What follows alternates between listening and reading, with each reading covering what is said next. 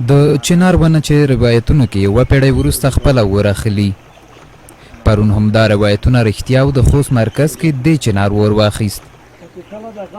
د عبدالرحمن لمسی نسوار خان وایي پلار یې 93 کلن و او د ویالې پر غاړه د ولاړو دنګو چنارونو عمر یې د نیکه د وخت نښه ده، خو دوی ته نه یادېږي. مینا په نوم چنارونه چې دي دا یې موږ نیکه لخ کړی و. نیکه مو نه پوهېږم، موږ خو وړه وړه یو، مو د تاریخ داسې نه ده یاد کړی چې زه تاسو ته هغه تشریحات وکړم چې دا یې څو کلو ده، څو کلنۍ کې دا یې وفات شوې ده. خو پلور مو په 93 کلو کې 93 کلو کې وفات شوې ده. نو دا چینور موږ ته هغې په میراتاپ وتې ده.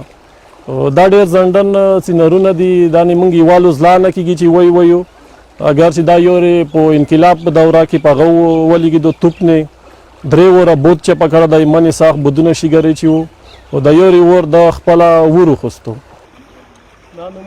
افسر خان بیا د چنار له نوم او ونې دواړو سره وخت تېر کړی. وایي نوره ګټه نه لري، خو چې ښه ستړی وي او د ګرمۍ په موسم کې یې سیوري ته څملې بیل خوند لري. دا وی چې دغه چې کله په 100 کلنۍ نه وړي دا خپله ور کوي.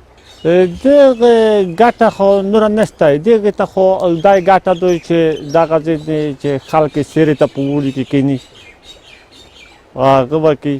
نوره دا کومه داسې ګټه نه لري، دا یې شنه څخه کوي صبحې.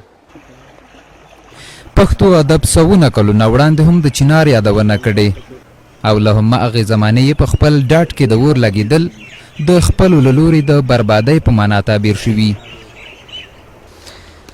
د چنار په هکله ویل کېدل چې له خپلې ډډې اور اخلي او بېلابېلو پښتنو شاعرانو هم دا خبره په منظوم ډول ویلې.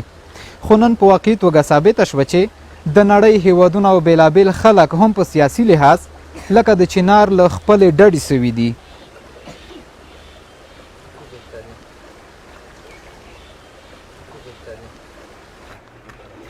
رفیع الله چې پښتو ادبیات یې لوستي تر نورو ډیر د چنار پر فرهنګي ارزښت پوهیږي.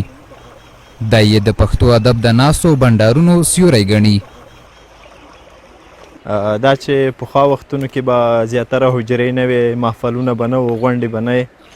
د دې پوره چې خلک راټول شي، مشاعرې وکړي، بنډارونه جوړ کړي، نو په پښتو ادب کې مشاعرې چې دی بیخي د ارزښت وړ دی، نو خلکو به راټولېدل. دغه راټولېدنې به د چنارو لوندې وې.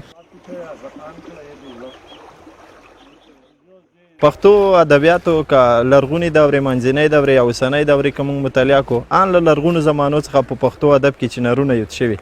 همدا چنارونه په لنډیو کې، په غزلو کې، په مخمس کې، مسدس کې، ټولو شاعرانو کې کوم ژانرونه چې دی، په ټولو ژانرونو کې د چنار ارزښت چې دی رښتیا هم دی ارزښت وړ دی او زیاتره انعکاس پرې کړل شوی دی.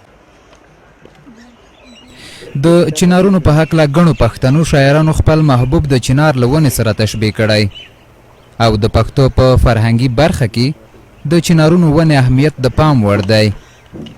ځکه یو مشهور بیت کې هم پښتون قوم ته اشاره شوي چې د چنار غوندې پر خپلو مټو زور کا، د انګور غوندې په بل تاویږمه.